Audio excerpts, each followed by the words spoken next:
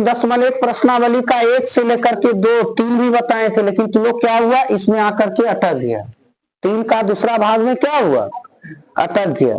तो अटकना नहीं चाहिए, बहुत सुंदर हिसाब है ये। इसको किस विधि से कहा है बनाने के लिए, अभाज्य गुणनखंडन विधि। अभाज्य गुणनखंडन किसको कहते हैं ये बताए थे ना, फैक्टर ट्री गुणनखंड करके द्वारा क्या निकालना है, एचसीएफ भी निकालना और साथ में एलसीएम भी निकालना है। तो एचसीएफ के लिए तुम लोग को छोटा सा ट्रिक दिए थे, एचसीएफ इक्वल होता है दोनों में क्या होना चाहिए, दोनों में मिलना चाहिए, लेकिन सबसे क्या छोटी। बाकी क्या, एच का मतलब हटाओ, सी का मतलब चल और एफ का मतलब फेंक, यही सिखाए थे। लेकिन इसका वास्तविक होता है क्या, हाईएस्ट कॉमन फैक्टर। ये समझने के लिए हमने क्या किए थे, वैसा जो नहीं समझ में आता है उसके लिए हम ये क्या किए, ट्रिक बना दिए थे। अब इसका एलसीएम का, एलसीएम का मतलब क्या होता है, लोवेस्ट कॉमन मल्टीपल्स। इसमें होता है क्या, दोनों में मिलना चाहिए, दोनों में मिलना चाहिए लेकिन सबसे बड़ी। बाकी क्या, एल का मतलब ले, सी का मतलब चल और एफ का मतलब एम का मतलब मिलाओ। यानी जो नहीं भी मिल रहा है ना उसको भी क्या करना है, ले चल मिला, यानी उसके साथ गुना करना है। तो कुछ नहीं है, देखो यहाँ 17 है, यहाँ कितना दिख रहा है 17 में, तो 17 का अभाज्य गुणनखंड क्या होगा, 1 गुना 70, 17 एकम 17। अब है कितना 23, 23 का भी वही फैक्टर नहीं होगा, तो क्या होगा 1 गुना, हाँ 1 गुना कितना 23। और इसको लिखने से पहले इसके आगे क्या है, और तो यहाँ क्या लिख देंगे, और इसके सिद्ध में 17 के नीचे 23, 27 के नीचे 29, लेकिन इसके पहले क्या शो किया, और तो यहाँ पे 29 लिखेंगे और बराबर को बराबर जगह पे रखेंगे, तब क्या होगा 1 गुना 29। अब क्या कहता है एचसीएफ ने, ये तो अभाज्य गुणनखंड हो गया, अब कह रहा है H C F. H C F कितना का 17, 23, 29। अगर यदि इसको नहीं भी लिखता है ना तो भी सही है, छोड़ देते लिखने के लिए, एचसीएफ लिख दें। अब एचसीएफ में क्या कहता है कि दोनों में मिलना चाहिए, क्या बता रहा है, और क्या सबसे छोटी घात, सबसे छोटी घात। तो दोनों में कौन मिल रहा है, एक एक मिल रहा है, तो ये छोटा है ना बड़ा है, दोनों में सब एकदम एक जैसा है। जब एक जैसा बात आ जाए तो उसका एचसीएफ कितना होगा, एक। बाकी को क्या कहा, हटाओ चल फेंक, जो नहीं मिला उसको की करो, हटाओ चल फेंक। इसको हटा दिए, चल दिए, फेंक दिए, तो क्या बचा, इसलिए इसका आंसर 1 होगा। अब बना सकता है तो अभी भी फंस जाएगा क्या। चलिए अब एलसीएम बनाने से पहले कौन सा शब्द लिखा है, और क्या चीज है एलसीएम, बोलो एलसीएम क्या कहता है। देखो यहां लिखा है दोनों में मिलना चाहिए और सबसे बड़ी घात वाला, दोनों में मिलना चाहिए सबसे बड़ी घात वाला।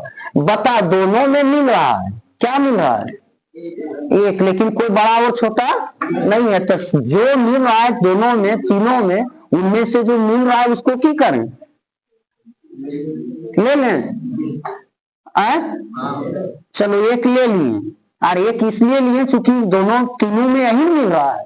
इसके बाद क्या बता दिया, एलसीएम में क्या बता दिया, ले चल मिला, जो मिल गया उसको ले लो, और फिर की करो, नहीं मिला उसको भी क्या मल्टीपल्स करके ले लो। तो क्या नहीं मिला है 17, क्या नहीं 23, क्या नहीं 29। बताए अब एलसीएम में बड़ी होता है और एचसीएफ में छोटी होता है। बता एचसीएफ छोटा आता है ना, ये 1 है, और ये बड़ी माने गुना करेंगे तो बड़ा आएगा ना, 1 से बड़ा आएगा। तो देखो 17 को कितना से 23 से गुना करेंगे, तो 3 सत्ती 21 का 1, बाकी 8 में 2, 2 सत्ती 14 और 2 16, 3 एकम 2 एकम आ जाएगा कितना 1 9 3, फिर इसको कितना से 29 से, 1 9 9 9 9, बाकी हाथ में कितना 3 9 27 और 8 35, 2 एकम 9 दूनी, बाकी कितना 3 दूनी 6 और 1 7, 9 3 8 5 2 होगा, 7 3 10 और 1, देखो यही तो आंसर है 31 33 9। इसको जांच करने के लिए नहीं कहा, सिर्फ क्या कहा है, तो इस बात को याद नहीं रखता है ना। चल इसको उतारो, इसके बाद अब यही आगे का भाग बताएंगे। मैं आगे का भाग बना लगा 3 नंबर 4 नंबर बना लिया, तब सीधा जाएंगे 4 नंबर भी तो कल बता चुके हैं, अब सीरियल नंबर 5 पे चलेंगे।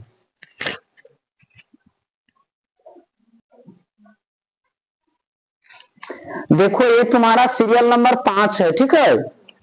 क्या लिखल है कि जांच कीजिए कि क्या किसी प्राकृत संख्या जानता है नहीं, नेचुरल नंबर प्राकृत संख्या, गिनती वाली संख्या n के लिए संख्या 6n यानी 6 टू दी पावर n अंक 0 पर समाप्त हो सकती है। तो यहाँ पे दिमाग लगाओ, n के लिए, किसके लिए n के लिए 6 टू दी पावर कितना है n, 6 टू दी पावर कितना n, n जो है सो कैसी संख्या है, प्राकृत संख्या, नेचुरल नंबर, यानी n के लिए 6 टू दी n संख्या क्या होगी, संख्या शून्य पर, किस पर, शून्य पर समाप्त का मतलब इंड, खत्म, समाप्त होगी, तो वह कितना से विभाज्य होगा, अभी दिखा दिए थे ऊपर, कितना से यानी 5 से विभाज्य का मतलब होता है भागा, विभाज्य होगी,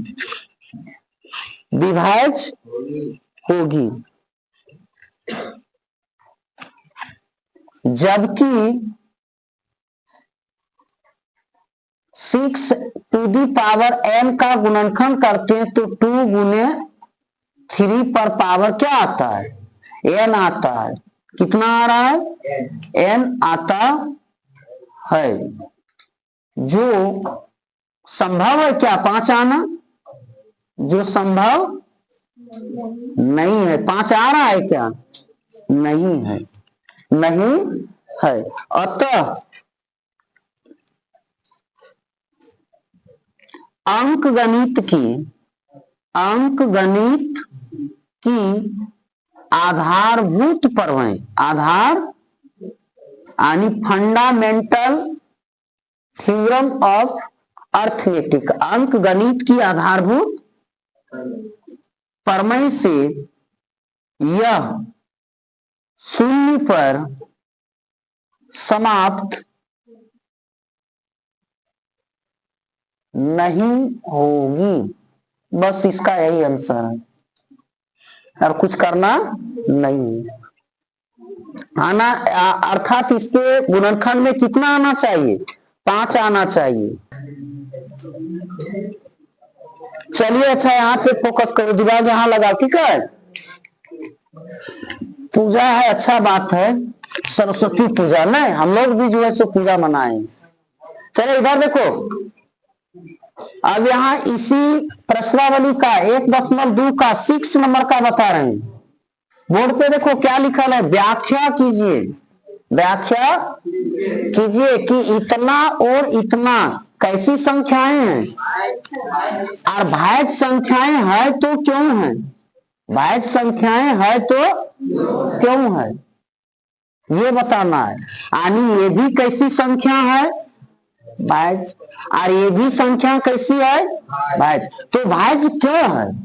भाज्य क्यों है? भाज्य संख्या किसको कहते हैं बता पाएगा? जिसका गुणनखंड करने पर 2 से अधिक गुणनखंड प्राप्त हो, 2 से अधिक गुणनखंड। और अभाज्य किसको कहते हैं? जिसका गुणनखंड करने पर सिर्फ 2 ही गुणनखंड प्राप्त हो, यानी 1 से, और जो संख्या है वही संख्या यानी स्वयं से क्या होता है? भाजित होता है। तो उसको कहते हैं अभाज्य संख्या। और भाज्य संख्या किसको कहते हैं? जिसका 2 से अधिक गुणनखंड मिले, तभी दिखाएंगे 2 से अधिक गुणनखंड मिले।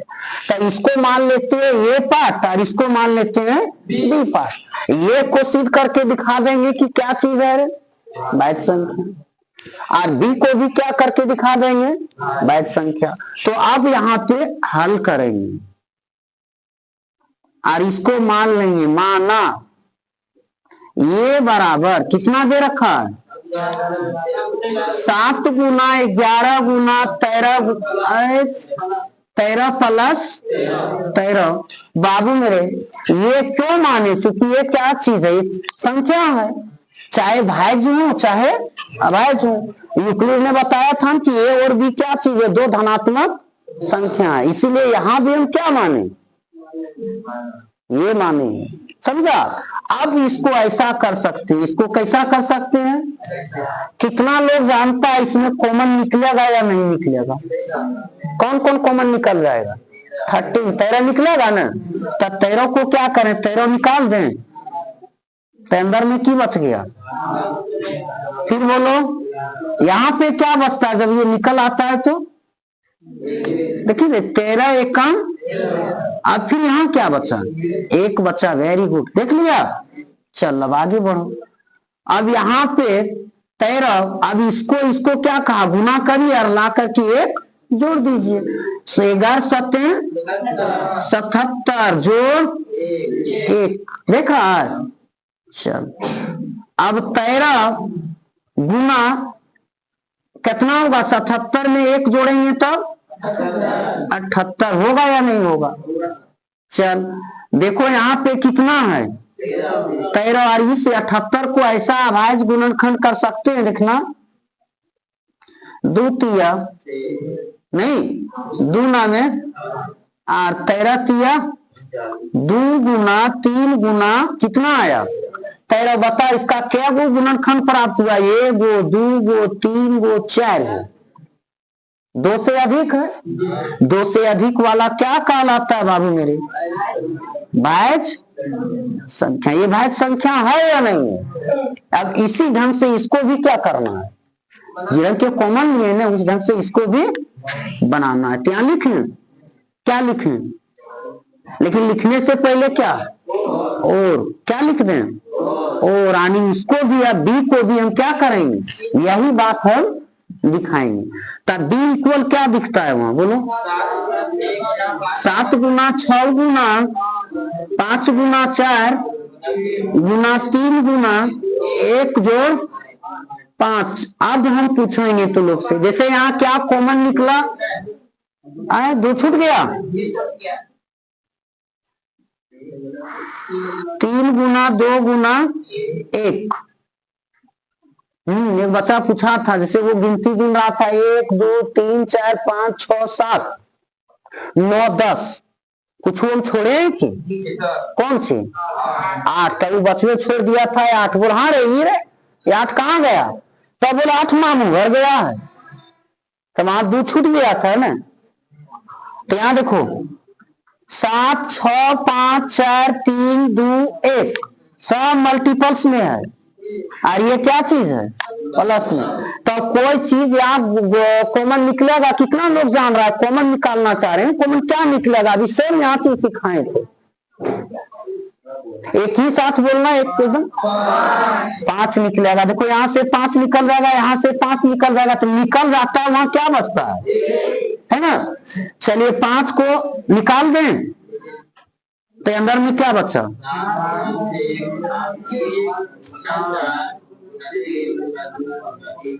हाँ, और यहाँ पर क्या?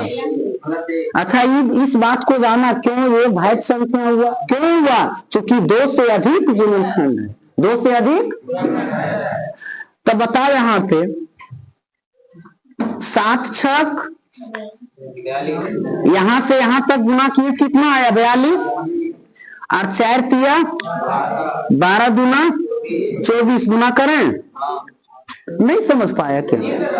देखिए रहे 4 तिया 12, 12 दूना 24 और 7 छक एक, एक से गुना करेंगे तो एक ही होता है, तो एक से गुना किया नहीं जाता है। तो देखो यहाँ 4 दूनी, उसको जोड़ देंगे, 4 दूनी 4 छक 2 चौके 2 दूनी और 2 चौके 8, कितना हो जाएगा? नहीं, अब इसमें या 10 हो जाएगा। अच्छा ठीक, कितना आया? 10 0 हाँ 8 नहीं। अब यहाँ पे कितना जोड़ना है रे? 1 पक्का। चल लिखा, दिमाग लगा की कर रे। यकर बीच में कौन चिन्ह छिपल है बाबू? 1008 में 1 जोड़ेंगे तो कितने होगा? 1009। बताओ, ये 3 तिया 9 चलेगा ने? तो ये भी क्या चीज है? और नहीं बुझाना तो 5 को 5 गुने 1 लिख सकता है। और गुनाई कौन सी है? 2 से अधिक गुणनखंड है। 2 से अधिक गुणनखंड है, तो 2 से अधिक गुणनखंड कैसी संख्या हो जाती है? वैध संख्या। देखा क्यों है? सो जब ऐसा ऐसा काम किए ना, ऐसा ऐसा काम किए, तब ये भी आ गया भाज और ये भी आ गया भाज। कहने का मतलब है ये बराबर बी बराबर दोनों कैसी संख्याएं हैं? भाज संख्याएं हैं। इसका आंसर नहीं होगा। व्याख्या कीजिए, सिद्ध कीजिए, दर्शाइए, जांच कीजिए, इसका आंसर कोई दुनिया में नहीं। आंसर आकर यहीं छिपा है, समझा? तो ये क्या हो गया? सिद्ध हुआ। ये एग्जाम में पूछा है, ठीक है, इसलिए इसको भी बना लेना। और कोई कठिन सवाल नहीं है। कठिन सवाल उसी को लगता है जो सवाल को अच्छा तरह से नहीं बनाता है, और जो बनाता है ना वो एग्जाम हॉल में इस सवाल को पूरे बवाल के साथ करके आता है। बना लिए। चलिए देखो इधर, अब बोर्ड को हम साफ करते हैं, ठीक है। अब हम 6 नहीं, अब 7 वाला बता रहे हैं। 7 में देखो लिखल है, वहां एक सोनिया नाम की एक लड़की है। सोनिया नाम की एक लड़की है ने, क्या चीज है? हाँ, किसी खेल के मैदान के चारों ओर, ध्यान से सुनो, किसी खेल के मैदान के चारों ओर एक वृत्ताकार पथ है। मान लेते हैं ये खेल का मैदान है, समझा? ये फील्ड है, इसके चारों ओर जो है सो कैसा एक वृत्ताकार पथ है। यह स्टेडियम वगैरह में दौड़ाता है फौजी लोग को, समझा? वृत्ताकार पथ पर दौड़ाता है, न सीधा पर। उतना बड़ा फील्ड नहीं रहता है तो उसको क्या करता है? घुमाता है। तो इस मैदान का एक चक्कर लगाने में सोनिया को 18 मिनट लगता है। यहाँ 2 ही लड़की है, एक लड़की कौन है? सोनिया। इसको एक चक्कर पूरा लगाने में कितना समय लगता है? 18 मिनट। उसी समय जबकि इसी मैदान का एक चक्कर लगाने में रवि को कितना? 12 मिनट समय लगता है। ठीक है बाबू, लड़का है तो लड़का तेज दौड़ने करेगा, लड़की थोड़ा स्लो दौड़ती है। लेकिन बाबू अभी लड़का और लड़की में कोई फर्क नहीं है। लड़की भी सब हर क्षेत्र में काम कर सकता है, तो लड़का भी कर सकता है, कोई डिफरेंट अभी नहीं है। तो ये 12 मिनट लगाते हैं। तो मान लीजिए ये दोनों एक ही स्थान और एक ही समय पर चलना प्रारंभ करके एक ही दिशा में चलती है। ये भी इस ओर जा रहा है, तो ये भी क्या इस ओर जा रहा है। तो बताइए वह कितने समय बाद वे पुनः प्रारंभिक स्थान पर मिलेंगे? तो इसके लिए तुमको एक ही जगह पर मिलना चाह रहा है, तो एक ही जगह पर मिलेगा। तो क्या होगा? गुना होगा। गुना बता बाबू किसमें आता है, एचसीएफ में कि एलसीएम में? किसमें आता है? एलसीएम में। एक याद रखना, हटता है तो एचसीएफ, लेकिन आ करके एक ही जगह मिलता है तो एलसीएम। समझ में आया? तो 18 और 12 का क्या निकालना होगा? क्या निकालना है? एलसीएम निकालना। एलसीएम निकालने के लिए सिखाए थे लस किस विधि से? अभाज्य। चल देखो यहाँ, ये कितना नंबर का? 7 में। यहाँ 2 संख्या दिया है। हाँ दिया है सोनिया द्वारा। किसके द्वारा? सोनिया द्वारा लिया गया समय। लिया गया समय कितना है बाबू मेरे? 18 मिनट है। और किसके द्वारा? रवि द्वारा। देखो सब चीज लिखना नहीं, ऐसा करके छोड़ देना। एग्जामिनर जो होते हैं ना वो सच्चे दिल के होते हैं, किसी को फेल करना चाहता नहीं है, लेकिन क्या करेगा, तो लोग का लूर जो है सो वैसा ही छोड़ देता है खाली। कितना है?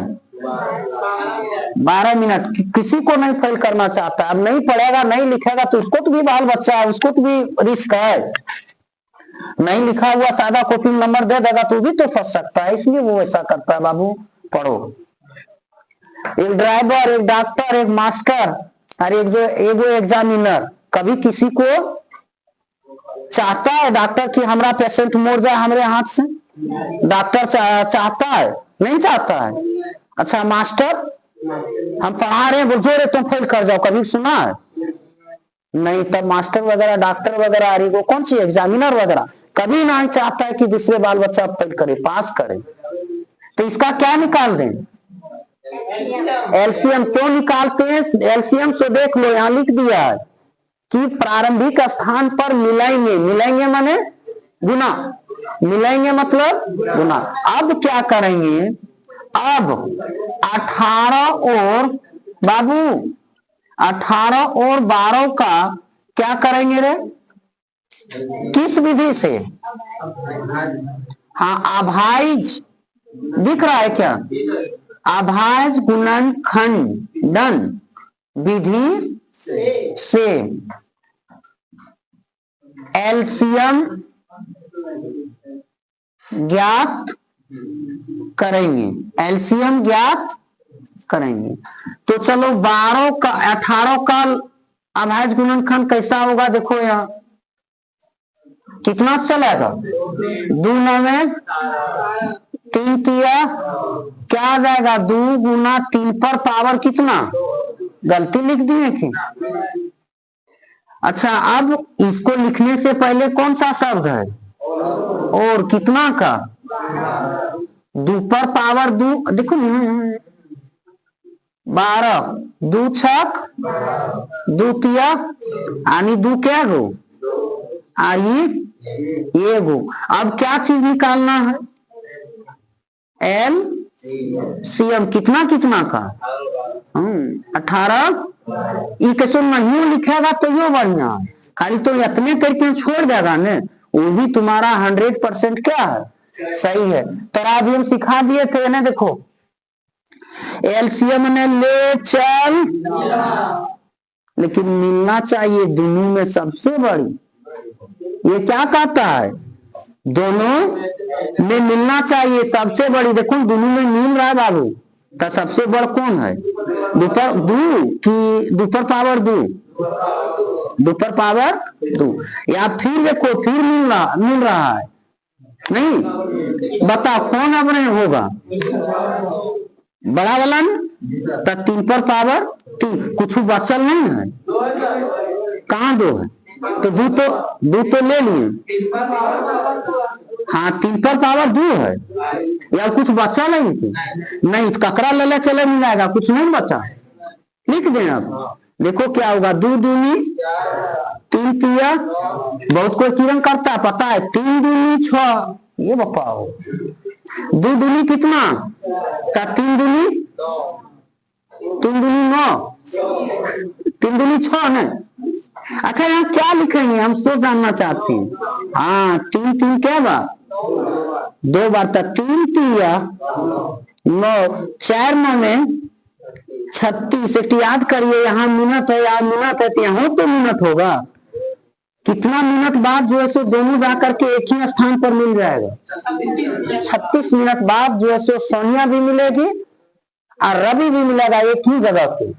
आंसर आ गया है, यहाँ नीचे लिख दो। अतः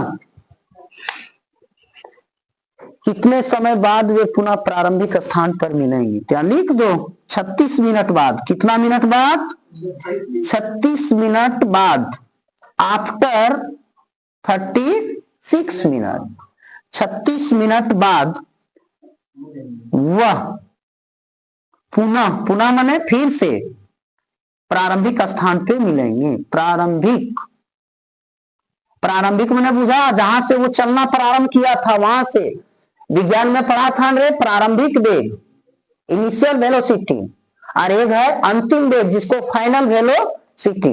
गति के कितने समीकरण 3 गो, v बराबर u plus A T, S बराबर U T plus half A T square, और एगो 2a s बराबर v square minus u square. भुला गए प्रारंभिक बिंदु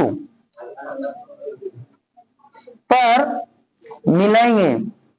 एग्जाम भी क्लियर करना है 9 का।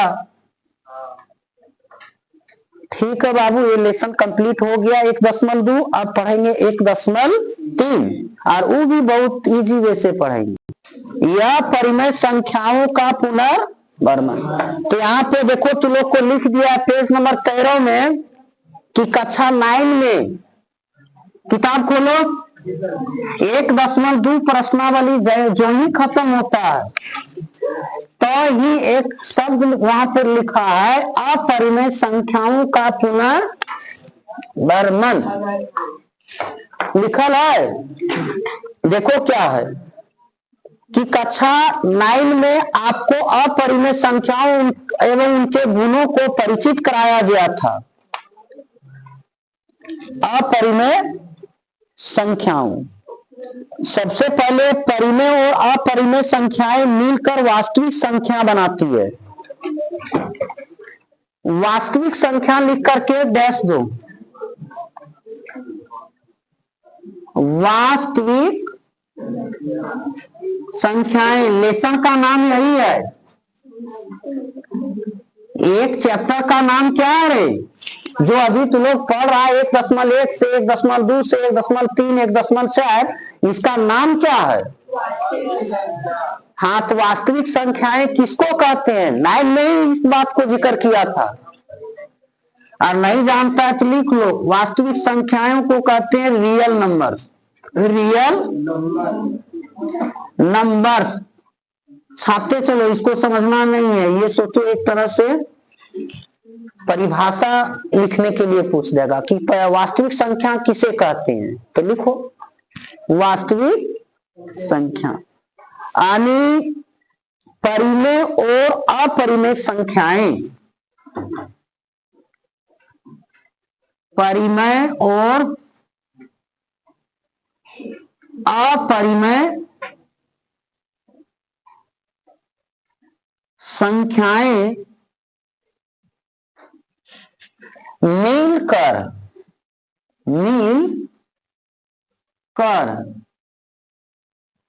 वास्तविक संख्या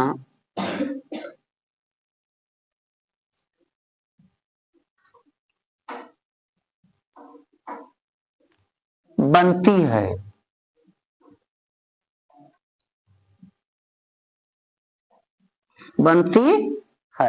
तो ऐसी संख्या को क्या कहते हैं? वास्तविक संख्या कहते हैं। अब तुम लोग को समझना होगा क्या चीज, एक बात आ गया है परिमेय, और एक क्या आ गया है अपरिमेय। यानी परिमेय को और अपरिमेय को दोनों को अगर यदि मिला देंगे और मिलाने के बाद जो संख्या मिलेगी वो कैसी संख्या हो जाएगा? वास्तविक संख्याएं, रियल नंबर। याद करो 9 में पढ़ा था परिमेय संख्या रेशनल नंबर, अपरिमेय संख्या इरेशनल नंबर, यानी जिसका वर्गमूल निकल जाता था वो परिमेय संख्या। और जिसका वर्गमूल नहीं निकलता था वो, और जिसको P बटा Q के रूप में लिख सकते थे तो वो परिमेय संख्या, जिसका P बटा Q के रूप में नहीं लिख सकता था वो अपरिमेय संख्या होता था। तो तुम लोग बताओ अब यहाँ पे, जैसे ये √2 कैसी संख्या है? परिमेय है कि अपरिमेय है? परिमेय है। 2 का वर्गमूल निकलता है कि पूरा पूरा? और ये √4 कैसी संख्या है? परिमेय। क्यों परिमेय है? तब पहले अपरिमेय वाला आपको दिखाते हैं, परिमेय वाला। चलिए 2 क्या चीज है? ये परिमेय है। 2 कैसी संख्या है? परिमेय। और 5/6 कैसी संख्या है? 22/7 कैसी संख्या है? और 0/4 नहीं पूछा था, 0 क्या है? तो 0/6 क्या होगा? परिमेय। ये सभी संख्या क्या चीज है? परिमेय संख्या है। ठीक है। तो अपरिमेय कौन है रे? जिसका वर्गमूल नहीं निकलता है, √7। ये सभी चीज क्या चीज है? यह परिमेय।